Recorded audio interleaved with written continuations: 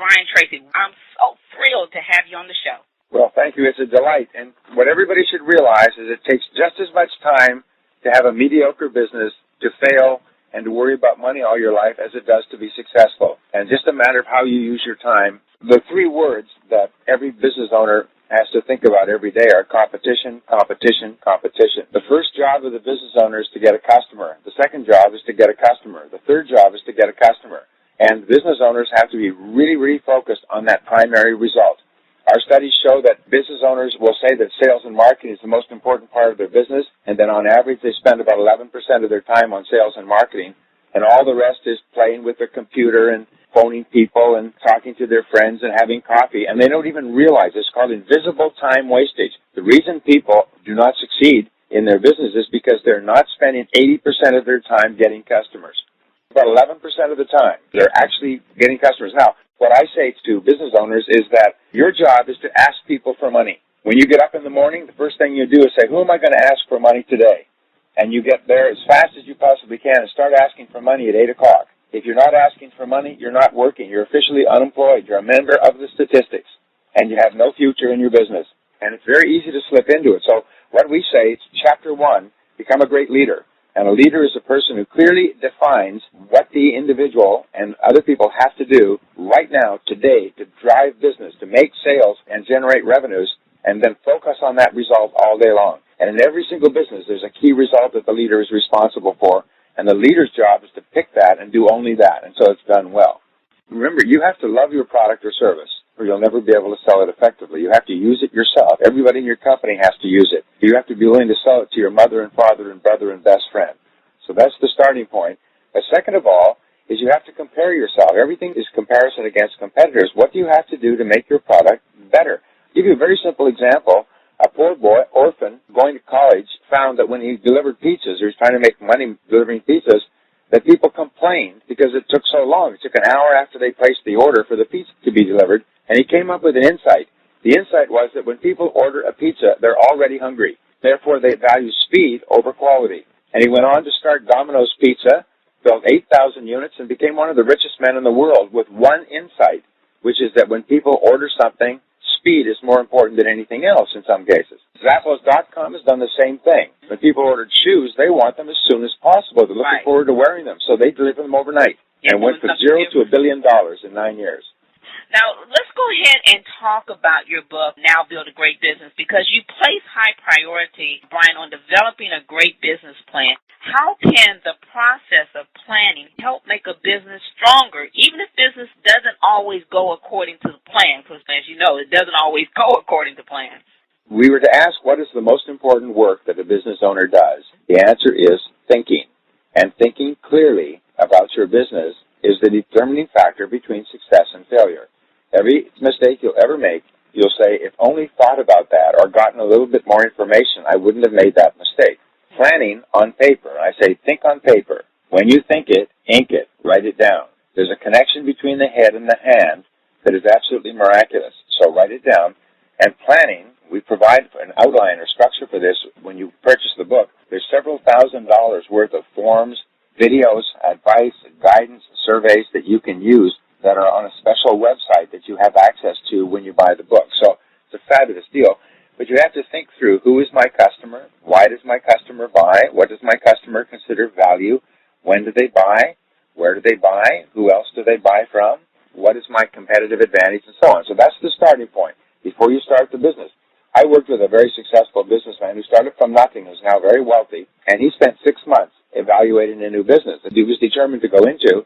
At the end of 6 months, after he had done his planning, he concluded that this was not a good business to go into, and he didn't go into it, and he saved himself an enormous amount of money because he did the planning. The second thing is, where are my customers going to come from? How am I going to reach them? What appeals will I use? Why will people buy my product rather than somebody else's? And how am I going to get to my customers and get them to buy? How am I going to produce my product or service and get it to them in a time-effective way? What are my costs going to be at every stage of the deal? How much am I going to make at the end of the day? These are all things. What technology will I need? What people will I need? What finances will I need? What packaging? What resources? What offices? You need to think these things through and write them down. Because if you don't think them through, they will come up and bite you in the bum. And later you'll say, geez, I hadn't even thought about that. I knew a company that went broke because they did not calculate into their business delivery charges. From manufacturer to their place and from their place to the customer, very competitive business, they went broke because the delivery charges bankrupted them. And they hadn't even thought about that because they didn't write down the plan. You've got to think it through. Now, here's the wonderful thing. Every minute you spend, every minute, every dollar you spend in planning will save you 10 minutes and $10 when you implement the plan. All big businesses get big because they plan. All little businesses go broke because they don't plan. So that's chapter number 2. Develop a good business plan. It's like planning a vacation or a party or a trip. I mean, sit down and plan it out. You just don't do it by random. You wouldn't even have a barbecue at your home on Saturday without thinking through who's going to be there, how much food will you need, how many plates, how many chairs. I mean, you'll plan a party, but people will not plan their business. First of all, unless you're going to be poor and just barely making a little living all your life, you cannot grow unless you can attract good people. Here's the rule. Good people are free. Poor people are very expensive. Good people are free in that they are free plus a profit. The only time you hire a person is when they contribute more in profit, bottom line, than they cost. If they don't, you don't hire them. And so if you have a good person, they'll not only pay for themselves, but they'll contribute a profit. They'll actually earn more than they cost. So that's why big companies can hire thousands of people because they do it properly, and every additional person adds profit to the company. Now, when the tide goes out and the economy goes down, they have to lay off people until they reach the point where every person is still contributing more than they cost. That's the basic understanding of a job. So the second thing is then you take a piece of paper and you think, for this job, who would be the perfect person? If there was a perfect person factory and you could send an order to the factory and they would send you back the perfect person to walk in the door, how would you describe that perfect person on paper in filling out your order? Then you review that every time you talk to a person to make sure that this person has the most important qualities on your list. Proven experience. Small companies never hire a person and expect to train them. They hire people who are already trained and ready to start day one. That's very important. So when a person comes in, the first thing you ask is, where and when have you done this job successfully in the past? That's about 80% of the hiring. Then, what is your education, your background, your experience, and so on? But the most important thing is, can they do the job? Do they have proven experience, verifiable, that they have done this job well in the past? If they haven't, don't hire them. You're just going into quicksand. And once you've hired the wrong person, getting rid of them can lead to lawsuits and frustration, stress, and all kinds of things. The website is actually called nowbuildagreatbusiness.com. If you go there and order it now, it's $24.95. You order the book, you have access to several $1,000s worth of resources that can help your business immediately from some of the best business experts in America that we have partnered with, and they're all free. I know you noted in your book, Now Build a Great Business, that a great product or service is the key to business success. What can every entrepreneur learn about quality from Akio Toyoda? The great lessons from those companies is they usually start with a product that's not very good, and then they dedicate themselves to continually making the product better and better and better until finally people say, this is a great product. So the critical measure, the jelly in the jelly donut of your business success, is the number of times, the percentage of customers who, after using your product or service, say, this is a great product, and tell other people. In fact, there's one of the most important parts of customer service and your product is to ask the question of your customer, would you recommend us to others? This is called the ultimate question. Based on your experience with me, with us, would you buy again and recommend us to others? And the percentage of people who say yes will largely determine your future. There was an article in Inc. magazine last month about several people who had built large businesses, and the one thing they had in common is when they started, the product was not very good. Service was not very good. And they had to continually improve it, including Akio Morita, who founded Sony. His first product was a rice cooker, and the rice cooker turned the rice into a clump in the bottom of the pot, and he had to go back and rework it until it could actually produce rice. So if your product is not terrific right now, that's okay. Just go to work on it. Make it terrific. Ask your customers, what could we do to make this product or service better? And your customers will quite candidly tell you, do more of this, do less of that. And you say, okay, and if you do it, your customers will become loyal and they'll buy and buy again and tell their friends. Now, the other thing that your listeners have to understand is what is called the power of no. The fact is, when we go into business, we go into business seeking yeses. We want as many yeses as possible. Yes, I will. Yes, I'll do the job, especially yes, I'll buy. So we do everything possible to avoid no's, and we consider that the more yeses we get, the more successful we are, the more no's we get, the more we fail. Now, what you have to do is you have to rewire that, like pulling out plugs in an old switchboard and reverse the plugs and say, my job is to get no's. The more no's I can get, by the law of probability, the more yeses I will get. So your job is to fail as often as possible, to get as many people saying no as possible. Start in the morning and go for no. All day long, keep asking people to buy your product or service, and the more people who say no, the more successful you'll be. Take every single sale that you do get and divide it by the number of people you have to talk to get that sale. And that's the amount you get. If you make $100 a sale and you have to get 9 no's to get 1 yes, then you get $10 for every no, or you collect it on the last one. And with that attitude, then what you do is you speed up your tempo. In starting a small business, remember this, the key to success is to fail more often. As a matter of fact, every time you get a no, you should say thank you, because it puts you just that bit closer to somebody who will buy. We have to ask, what is it that customers want? And customers want their problem solved, their goals achieved, or their needs satisfied quickly. And the good news is that with small companies, they can do it quickly. That's the one advantage a small company has, is no bureaucracy, so they can instantly serve their customers quickly. Whereas large companies, the deal has to go in, it has to be processed, it has to be approved, it has to be delivered, and it could take a long time. So here's a great example. I told you before about Tom Monahan and Domino's Pizza. When Tony Hsieh came up with this idea of selling shoes on the Internet and formed Zappos.com, they used an outside company, and they would take the orders and ship the orders to the outside fulfillment company, as we used to do, and the fulfillment company would send out the order 7 to 10 days later. And people would start calling in and complaining. All the phones were clogged up with people who had ordered that still hadn't received their darn shoes. Because when you order shoes, actually if you go to a store, you can walk out in the shoes. If you order them online, you want the same experience. You want to be walking in those shoes as quickly as possible. So what they did is they sold a major part of the company to raise capital to create their own distribution center, and the goal was that if you ordered shoes today, you got them tomorrow. And today, the joke with Zappos is that if you turn to your computer and order a pair of shoes from Zappo, you have to run to the door because there'll be somebody there with the shoes. And not only that, they'll pay the shipping both ways. If you don't like the shoes, you just slap the label on the box, they'll take them back at no charge. And Zappos went to $1.2 billion this year in sales as a result of delivering shoes quickly overnight. So what they do is they've kept the small business mentality. People want what they ordered fast. Amazon.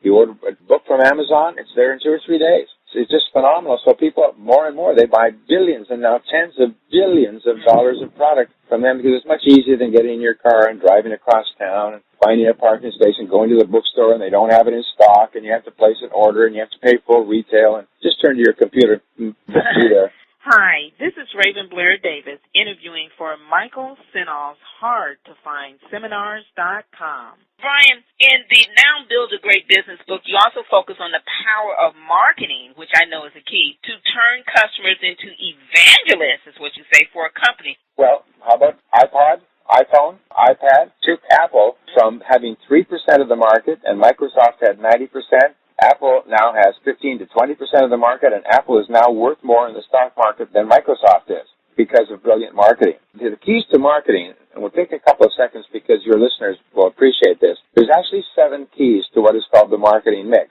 And when we work with companies, we sit down and dissect each of these to make sure they're correct because one small change can cause your sales to go up dramatically or down dramatically.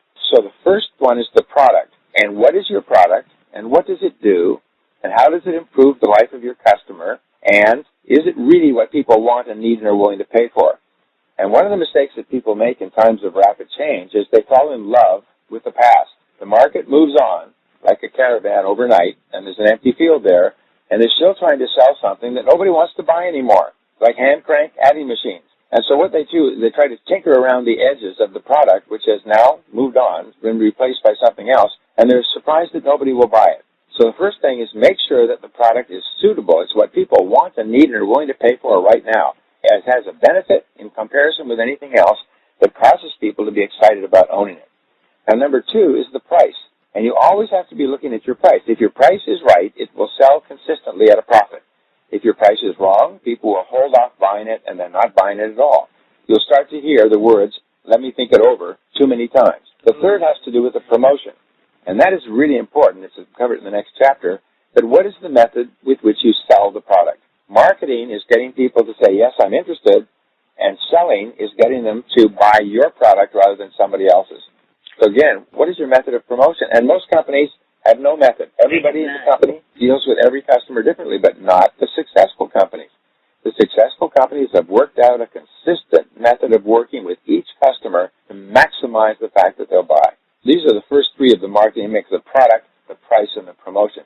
And there's others as well that you need to know, because if you don't know them, you have no chance of building a successful business. Why does a great business need to excel at selling, and what are the hallmarks of a great sales process? Well, when we sit down with companies, the first thing I ask is, what is the sound that the owl makes in the deep woods? And everybody in the audience says, who? And so the first, most important of all questions in marketing is who? Who is my customer? Who is the very best customer who wants what I sell, who values what I do better than anybody else, who's willing to pay for it, who has a need immediately? In other words, who's the best customer? And you take some time, and companies will tell you that everything in business is segmentation. Once you have the product idea, the next question is who? What is their age? What is their education? What is their income? What is their occupation? What's their level of family formation? Those are what are called the demographics, the things that you can measure from the outside. Then there's the psychographics. What does the person need? What are their desires, their hopes, their fears, their ambitions? What are their areas of discomfort or pain that you can take away with your product? Remember this, that customers only buy one thing. They buy hope. And the hope is that your product or service will deliver to them what you say it will. And the reason that they hold back is because they're not convinced. You're not really sure that your product or service will do what you say it will do. But the critical thing is determine your ideal prospect. And there's a thing called multiple ideal prospect syndrome, where some companies think that everybody's my prospect, everybody's my ideal prospect. So what they do is they advertise and market very much like a machine gun rather than a sniper. With good marketing, we call it one shot, one kill. You carefully think through your perfect customer and you go for that individual customer. And then you do that over and over, as opposed to trying to go after the whole darn market and then getting nothing. So that's number one. Who is my ideal client? We separate prospects from suspects.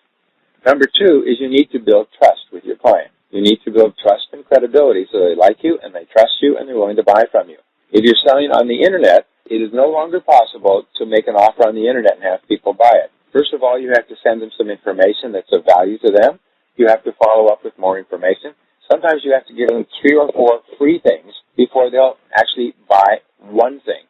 So the whole idea of, here's the product, quick buy, and give us your credit card doesn't work anymore. When you're dealing face-to-face with customers, before you ever talk about your product or service, you have to establish a relationship so they like you and trust you. If you try to sell your product or service before they like you and trust you, you kill the sale every single time. So the third part is identifying their needs accurately. Whatever business you're in, you should see yourself as a doctor. Now, what does the doctor do? The first thing that happens when you go to a doctor is they do an examination, and they examine you carefully. They take your temperature, your blood pressure, blood test, urine test, and so on. Sometimes they send them out to the lab, but they do everything to be absolutely sure that you are the right person for what they sell before they ever mention their product or service. And remember, selling out of sequence kills the sale. If you meet a prospect and immediately start talking about what you sell, you immediately kill the sale. Because you don't even know if this is a prospect or a suspect yet unless you've asked them questions and identified their needs accurately. Imagine if you went to a doctor and you said, "Doctor, I have stomach pains."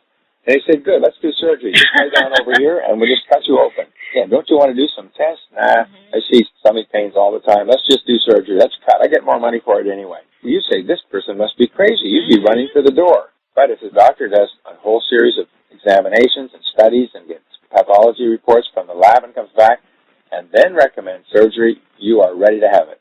So we say the key to selling is asking questions, and listening builds trust. So your very best salespeople ask the most questions and listen the most closely. And as a result, they build trust. And in building trust, people want to buy from them again and again. Step number 5 is to answer their objections. And the best thing is to think, what reasons would they give me for not buying? Let's say they're qualified, they want it, they need it, they can use it, and they can afford it, but they're hesitating. What would be the reasons? And write them down. When they give them to you, write them down, and then say to yourself, what would be a good answer for this reason? And so be prepared. Don't walk in blind, and when they give you an objection, fall apart. Instead, you say, that's a very good question. Let me see if I can answer it for you. And be prepared to give them an answer that eliminates their objection. Then you go on to stage 6. That's closing the sale. Ask them to buy. Ask them to make a buying decision. Why don't you take it? Do you like this? Would you like to get started with this right away? How soon do you need it? Should we set it up for delivery next week? Ask a buying question. You know, as many as 90% of salespeople never ask the customer to buy. They get nervous, and they go on, and they just sit there, and they say, well, what do we do now? What would you like to do? And they say, well, I think I'd like to think about it. And you say, great, I'll think about it. You think about it. We'll think about it. We'll all go back to the office and think about it. When a person says that, they never think about it. They forget you ever lived within about 2 minutes. You're listening to an interview on Michael Senoff's HardToFindSeminars.com. In Now Build a Great Business, you present a new 12-step program for the ultimate customer experience, Brian. Could you share a few of those steps, and how do you handle an irate customer? There are a lot of factors. What we find is when a customer complains, it's an opportunity to build greater loyalty. Just like if a bone breaks and heals, the bone is stronger at the break. A customer that complains and is well taken care of is more loyal than a customer who never complains at all. So that's why we say be predictable. And when the customer complains, it means, I want what you promised me when I gave you the money. Usually they don't want their money back. They just want what you promised them. And so when a customer complains, you hear them out completely, and you say, what can we do to make you happy? And they will tell you, if you do this, I'll be happy. And you say, okay, we'll do that, and do it right away. And they'll be just as happy as can be. What can we do to make you happy? We'll never argue, never tell the customer they're wrong, and so on. Just say, tell me what we can do to make you happy. It should not have happened. I'm sorry that it happened. What can we do to make it up to you? It's quite amazing how quickly good companies will make it up to you because they're looking at you to come back again. They're not looking at you for one sale. They're not looking at saving a little bit of money now. They're looking at you to come back and buy again and again. A friend of mine used to have a business, and his business was selling a liniment that took away muscular pains, and he sold it for about $5 for a little tube. And he advertised in newspapers and magazines and sold it for $5 a tube. And then a friend of mine who's a marketing expert said, how much do you make on one of these tubes? He said, well, it probably costs $1, probably make about $4 a tube. He said, once people buy it, how often do they buy it? He said, well, he doesn't know. But they went back and looked at the sales receipts for the last 2 years. It was about 5 times. So each time a person bought it, they liked it so much that over the next year, they'd probably buy 5 more tubes. So he said, why don't you give the first one away for shipping and handling? He said, well, I'd give it away free? Well, yes, it costs you $1, and they pay shipping and handling. So how much is shipping and handling? He said, 95 cents. So charge $1.95 for shipping and handling. So you break even on the first order. And then people buy 5 more orders, and you make $4 per order. That means you make $20 for every one you give away free. The name of that company was Icy Hot. Built that company so big that then sold out. The owner, working out of his garage, 5 years later sold the company for $100 million to a major worldwide conglomerate. Something as simple as that. So these are some of the marketing techniques that we explain. So anyway, make the customer really happy, and sometimes you can do that.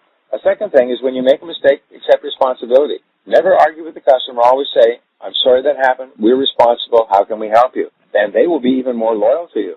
Another thing is get back to your customers quickly. You see all the problems that Toyota had because they said that they had mechanical problems, but they had not gone back to the customers, or they held back on the recalls. So if there is a problem, get on top of it quickly. We say beat the news home. Be the first one to tell the customer there's a problem, because customers don't mind. Customers don't expect perfection.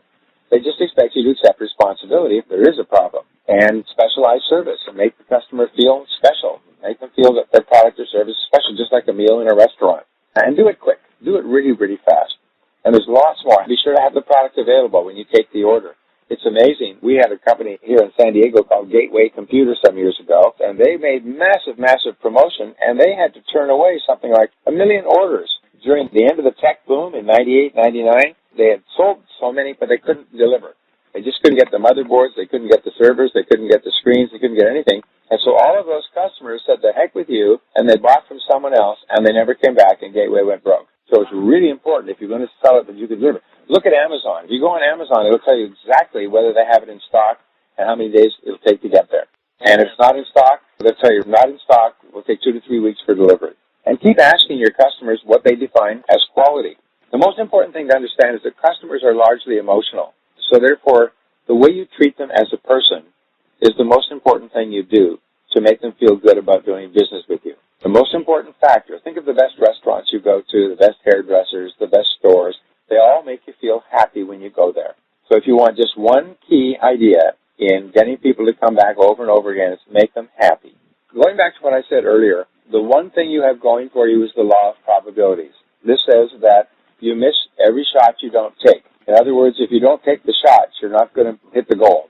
So therefore, if you are going through a difficult period, you increase the number of shots. You increase the number of shots you take. You call on more people. You try more things.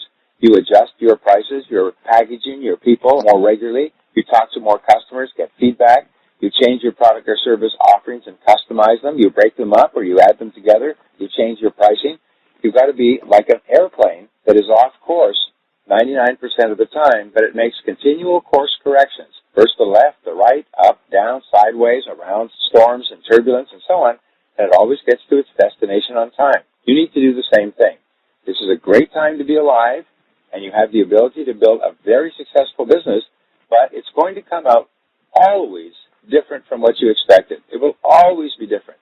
So you've got to have an idea when you start off and then be fast on your feet and be prepared to change continually until you find exactly the right combination that works. And then be prepared for it to stop working and you have to do something different all the time you're in business. There's no limit except the limits you place on yourself with your own thinking. For more interviews